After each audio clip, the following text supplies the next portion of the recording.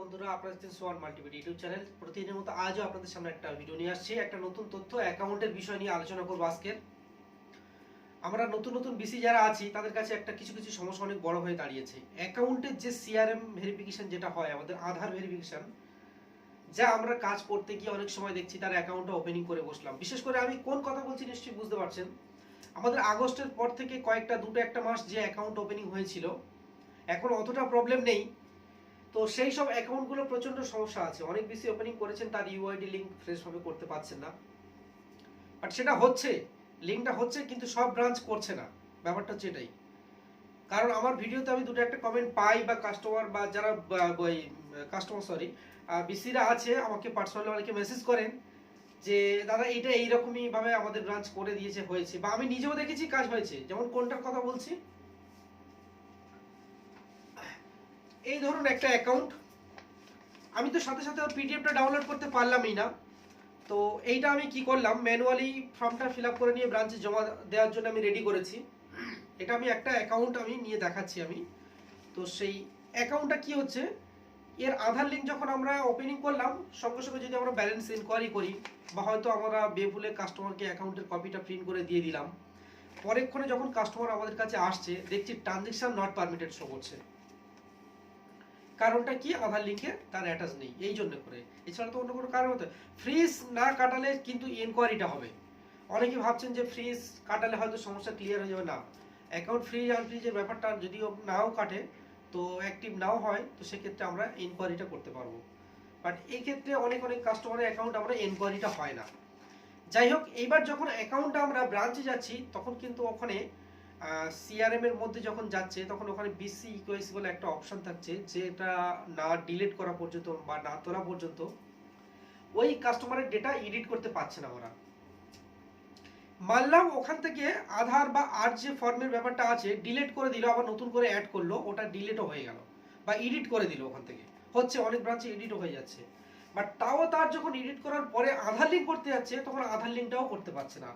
আমি কিন্তু ভিডিওর মাধ্যমে বলেছিলাম যে যদি কোনো কারণে আধার লিঙ্ক নাও করতে পারে, অপশনাল কিছু করার নেই, হয় সেই কাস্টমারের একটা এটিএম কার্ড অ্যাপ্লাই করে তাকে লেনদেনের একটা সুবিধা করে দাও, না হলে তার সিগনেচার কার্ড আপলোড করে ব্রাঞ্চে গিয়ে তাকে আপলোড করাবো।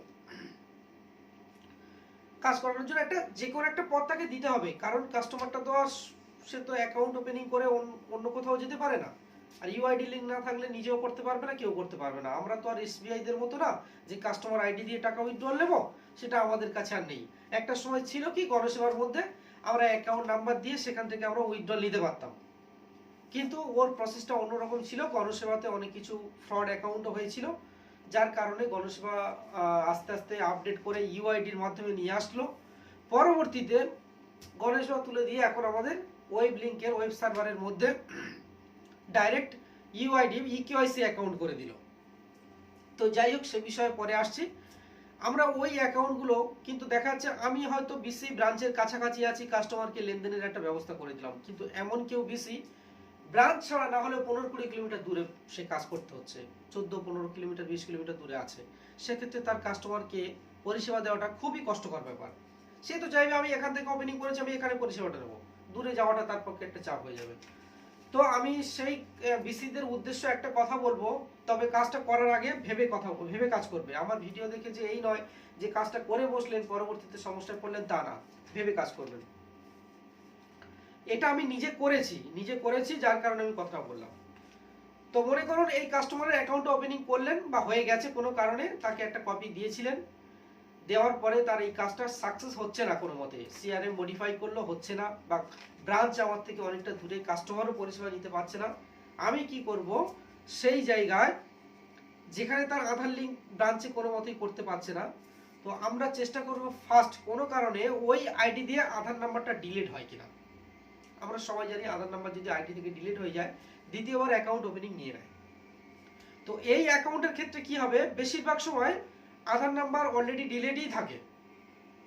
যে অ্যাকাউন্টটা ওপেনিং হয়েছে ওটা হচ্ছে ফলস অ্যাকাউন্ট বলে নেওয়া হয়, হয়তো তার ডেটাটা ম্যাচ করছে, বাট ওই আইডিটা অন্য কারোর সাথে ট্যাগ হয়ে গেছে। এইরকমই ক্ষেত্রে এইগুলো কি হয়, আমি কাস্টমারকে কি করলাম, সরাসরি একবার এসে আমি ট্রাই করলাম কি, নতুন অ্যাকাউন্টের ফর্মে একবার ওপেনিং করলাম, যে কোনো মতে 2বার 3বার ট্রাই করছি, হচ্ছে না, বা বারবার যাচ্ছি আসছি, কাস্টমারও বারবার যাচ্ছে আসছে, হ্যারেজ হচ্ছে, কি করা যায়? তো আমি তার অ্যাকাউন্ট ওপেনিং এর একটা ফর্ম ওপেন করলাম। করতে গিয়ে দেখছি সরাসরি একটা অ্যাকাউন্ট ওপেনিং হয়ে গেছে, বাট তার পূর্বে কিন্তু তার একটা অ্যাকাউন্ট খোলা হয়েছে, সেম আইডি, সেম আধার নাম্বারের লাস্ট 4টে আছে, সবই আছে, কিন্তু তার একটা অ্যাকাউন্ট আবার ফের নতুন করে ফর্মটা খুলে গেল। যখন ফর্মটা ওপেন হয়ে গেছে, তো আমি যদি সেই মুহূর্তে তার অ্যাকাউন্ট ওপেনিং করি, আমি কাস্টমারকে কিন্তু দুটো অ্যাকাউন্ট হয়ে যাবে। আর কাস্টমার অ্যাকাউন্ট কপি নিয়ে সঙ্গে সঙ্গে কোনো না কোনো কাজে লাগিয়ে দেয়। আমি তৎক্ষণাৎ সেই কাস্টমারকে জিজ্ঞাসা করলাম যে কোনো কাজে ব্যবহার করেছে কিনা। কাস্টমার বললো যে না, আমি কোনো কাজে ব্যবহার করিনি। আমি সরাসরি কি করলাম, ওই অ্যাকাউন্টটা আবার নতুন করে সাবমিট করে ফর্মটা নতুন অ্যাকাউন্ট একটা প্রিন্ট করে নিলাম। তাহলে কি হবে, ওই অ্যাকাউন্টের সাথে আধারটা অ্যাডজাস্টেবল হয়ে গেল, মানে কোনো সমস্যা নেই, অ্যাড হয়ে গেছে, অ্যাভেলেবেল ব্যবহার করতে পারছে। এইবার এই ক্ষেত্রে কি করতে হবে, কাস্টমারের কাছ থেকে পুরানো কপি তুলে নিতে হবে, নিয়ে আবার ডকুমেন্ট দিয়ে ওই অ্যাকাউন্টটাকে ব্রাঞ্চে ক্লোজ করাতে হবে। ভালো করে বুঝবেন, শুধুমাত্র কাজ করলে হবে না, কাজটাকে ক্লিয়ার রাখতে হবে। যদি পুরানো অ্যাকাউন্টে, আগের অ্যাকাউন্টে কোনো কারণে কিছু ডিপোজিট থাকে, তাকে ব্রাঞ্চ থেকে বলে ওইটাকে ট্রান্সফার করে নতুন অ্যাকাউন্টে ট্রান্সফার করে দিয়ে ওই অ্যাকাউন্টটাকে তার ডকুমেন্ট সহ জমা দিয়ে একটা অ্যাপ্লিকেশন দিয়ে ক্লোজ করাতে হবে। করার পরে এবার কি হবে, নতুন অ্যাকাউন্ট যেটা ওপেনিং হয়ে গেছে, আধারের সাথে অ্যাড হয়ে গেছে, এই অ্যাকাউন্টটা তাকে আবার ব্যবহার করার জন্য দিতে হবে। তবে এইটা করার ক্ষেত্রে সবসময় আপনার মাথায় রাখতে হবে কি, যে ভুল করে না ওই অ্যাকাউন্টটা, মানে পিছনে যে অ্যাকাউন্টটা ক্লোজ করছো সেই অ্যাকাউন্টটা না কোনো কাজে ব্যবহার করে বসে। এই জিনিসটা সবসময় মাথায় রাখতে হবে, কারণ ও যদি কোনো কাজে, একটা সরকারি কাজে ব্যবহার করে বসে, আবার প্রচন্ড প্রবলেমের মধ্যে পড়বে, কারণ না ওই অ্যাকাউন্টটা ব্যাকআপ নিতে পারবে, না কিছু করতে পারবে। যাই হোক বন্ধুরা, আপনাদের কাছে একটা নতুন তথ্য হিসেবে তুলে ধরলাম। ভালো লাগলে অবশ্যই করে একটা লাইক কমেন্ট করবেন, পারলে ভিডিওগুলো একটু বেশি বেশি করে শেয়ার করবেন। আমি সবসময়ের জন্য একটা জিনিস বলি, যে নতুন নতুন কিছু একটা দেখানোর জন্য, বলার জন্য। নতুন বিসিরা যারা আছেন, অবশ্যই তাদের কাছে এই ভিডিওগুলো আমি চাইবো যে শেয়ার করুন বা ছড়িয়ে যাক, তারা এই জিনিসগুলো আরো বুঝুক বা জানুক, কিছু শিখুক। সামান্য কিছু কারণ নিয়ে দেখি বিসিরা অনেকটা সমস্যার মধ্যে পড়তে হয়। একটা কি ফর্ম ফিল আপ করবে, তার জন্য দেখা যাচ্ছে আমার এটা হচ্ছে না, ওটা হচ্ছে না। যাই হোক বন্ধুরা, কথা বাড়াবো না, অবশ্যই ভিডিওটা ভালো লাগবে একটা লাইক কমেন্ট করবেন, চ্যানেলটা সাবস্ক্রাইব করতে অবশ্যই কেউ ভুলবেন না। একটু সবাই শেয়ার করে আমাদের গ্রুপের সাথে জয়েন হয়ে এক জায়গায় থাকার চেষ্টা করুন, একই প্ল্যাটফর্মে থাকুন, বিষয়টা আরো নতুন কিছু দেখতে পারবেন। তো বন্ধুরা, ভালো থাকুন সবাই।